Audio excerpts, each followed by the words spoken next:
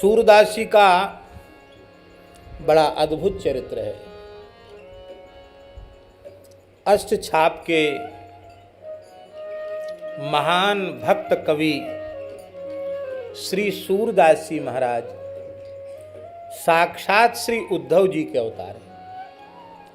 उद्धव जी ही सूरदास जी के रूप में भगवत लीला का गान करने के लिए अवतरित हुए हैं। गोसाई श्री विठलनाथ जी ने सूरदास जी को पुष्टि मार्ग का जहाज कहा और सूरदास जी का अंतिम क्षण तक निर्वाह ब्रज में ही हुआ। उपव्रज में जन्म और चंद्र सरोवर परासौली में जहाँ हमारे पूज्य गुरुदेव ने सूर्यश्याम गौशाला स्थापित की, पूज्य बाबा श्री ठाकुरदास जी महाराज ने सूर्यश्याम गौशाला स्थापित की, उस स्थान पर आज भी वह पवित्र कोठरी है जिसमें 73 वर्ष सूरदास जी ने विराजमान होकर भजन किया। कितने वर्ष? 70 और 3 73।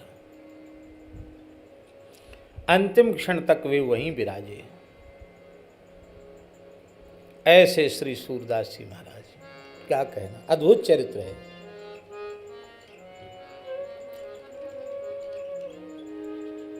सूर कवित सुनि कौन कवि, जो नहीं सिर चालन करे। सूर कवित सुनि कौन कवि, जो नहीं सिर चालन करे। उक्ति चोज अनुप्रास, वरण अस्थिति अति भारी। उक्ति चोज अनुप्रास, वरण अस्थिति अति भारी। बचन प्रीति निर्वाह, अर्थ अद्भुत तुकधारी। वचन प्रीति निर्वाह, अर्थ अद्भुत तुकधारी। प्रतिबिंबित दिव्य दृष्टि, हृदय हरि लीला भासी। प्रतिबिंबित दिव्य दृष्टि, हृदय हरि लीला भासी। जन्म करम गुण रूप, सवै रसना प्रकाश। जन्म करम गुण रूप, सवै रसना प्रकाश।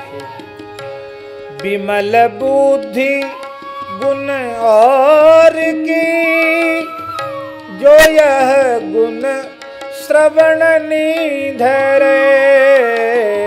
विमल बुद्धि गुण और की, जो यह गुण श्रवण निधरे।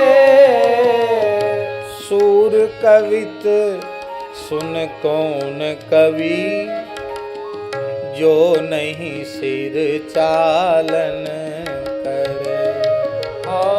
सूर कवित सुन कौन कवि, जो नहीं सिर चालन करे।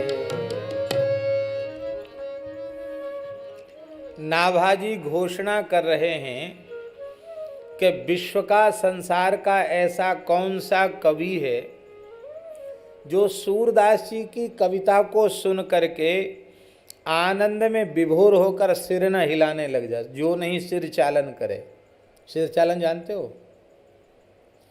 कोई बढ़िया चीज देखने सुनने को मिलती तो व्यक्ति बिना झूमे रहता नहीं। सूरदास जी का काव्य ऐसा है।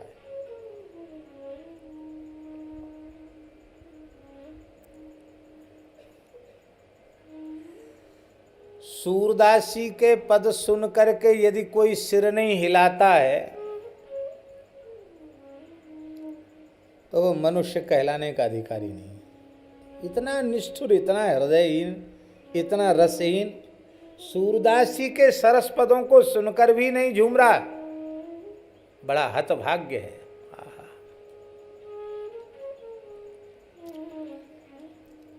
देखो, कविता में किसी किसी कवि का काव्य पक्ष प्रधान होता है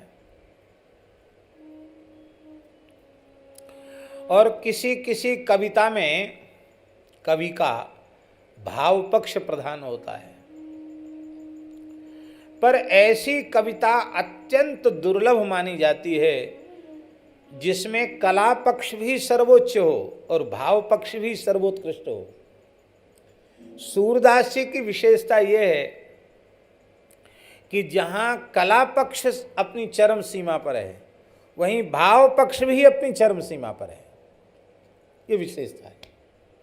कला की दृष्टि से, काव्य सौष्ठव की दृष्टि से, रस की दृष्टि से और भाव की दृष्टि से सूरदास जी के जैसा काव्य सूरदास जी का ही है, दूसरे का नहीं।